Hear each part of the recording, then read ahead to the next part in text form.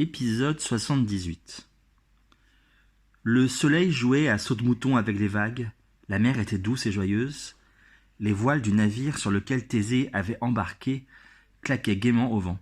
Tout semblait idéal pour soigner la mélancolie du roi d'Athènes. Pourtant, Thésée ne retrouvait pas son insouciance d'autrefois. Il se souvenait des rires pleins de jeunesse qui avaient accompagné son premier voyage en mer, vers la Crète et le Minotaure.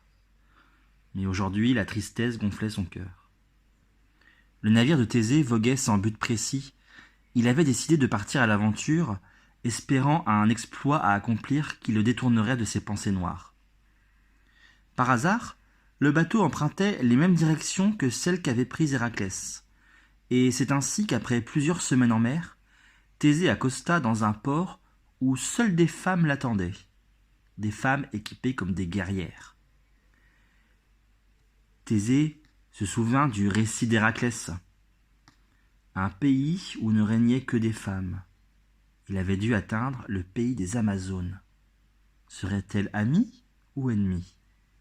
Son équipage, pas très rassuré, était d'avis de ne pas mettre pied à terre et de lever l'ancre aussitôt. Mais Thésée brûlait de curiosité. Il désirait surtout réussir là où Héraclès avait échoué. Il voulait amadouer les sauvages Amazones. Il décida de tenter l'aventure. Elles étaient au moins une dizaine et se tenaient en arc de cercle sur le port. Leurs armes étaient déposées à leurs pieds, signe que leurs intentions étaient pacifiques. En s'approchant du rivage, Thésée s'aperçut que la description faite par son cousin était fausse. Les Amazones ne se coupaient pas le sein gauche, ne poussaient pas de cris sauvages. Elles n'étaient ni agressives ni méprisantes. Manifestement, elles brûlaient elles aussi de curiosité. Au centre de ce petit comité d'accueil se tenait une femme portant une magnifique chevelure aux reflets roux. Thésée fit un pas vers elle. Son regard était d'une clarté lunaire, son sourire généreux. « Je m'appelle Antiope, dit-elle, je suis la reine des Amazones.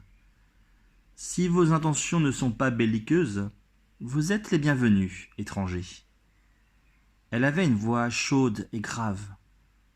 Comme le silence de Thésée durait, ses compagnons, gênés, lui firent signe de répondre. Il sursauta et bredouilla.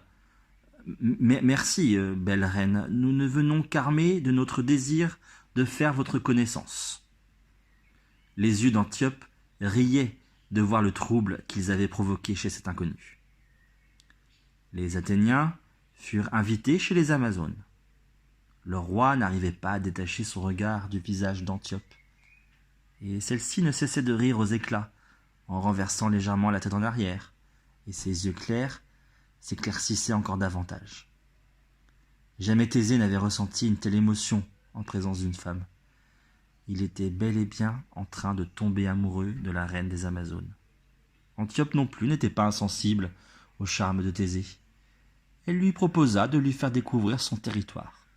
Thésée accepta aussitôt. Elle grimpa sur son cheval blanc, en offrit un noir à Thésée, et partit au galop. Sa chevelure rousse dansait sur ses épaules. Thésée lança son cheval au galop pour la rattraper. Antiope et Thésée disparurent dans les bois, on ne les revit pas pendant plusieurs jours. Lorsqu'ils réapparurent, Thésée était un autre homme. Son visage avait comme rajeuni, ses yeux avaient retrouvé leur éclat perdu. Il était heureux. Antiope rayonnait. Ils vécurent leur passion au grand jour. Quelques semaines encore. Mais un matin, Thésée annonça. « Antiope, il faut que je retourne à Athènes. Mon peuple a besoin de moi. Viendras-tu ? Me suivras-tu » La belle reine des Amazones murmura sur un ton de reproche. « Mes compagnes aussi ont besoin de leur reine. Pourquoi ne serait-ce pas toi qui resterais ici auprès de moi ?» Thésée baissa la tête. L'un d'entre eux allait devoir renoncer à son trône pour leur amour. L'un d'entre eux allait devoir abandonner son pays pour suivre l'autre. Il ne s'imaginait pas un instant faire ce sacrifice. Mais Antiope n'était pas une Grecque, c'était une Amazone. Et contrairement à Ariane, qui avait tout quitté pour lui, elle vivait dans un pays où les femmes avaient le pouvoir. Qui l'emporterait? Voyant qu'il n'était pas prêt à rester à ses côtés, Antiope lui dit « Retourne sur ton bateau. Attends-moi 3 jours et 3 nuits. Si, au bout de la 3e nuit, je ne t'ai pas rejoint, lève l'ancre et pars. » Thésée releva la tête.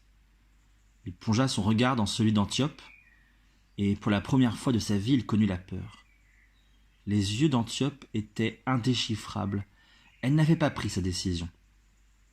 Il retourna à bord en tremblant.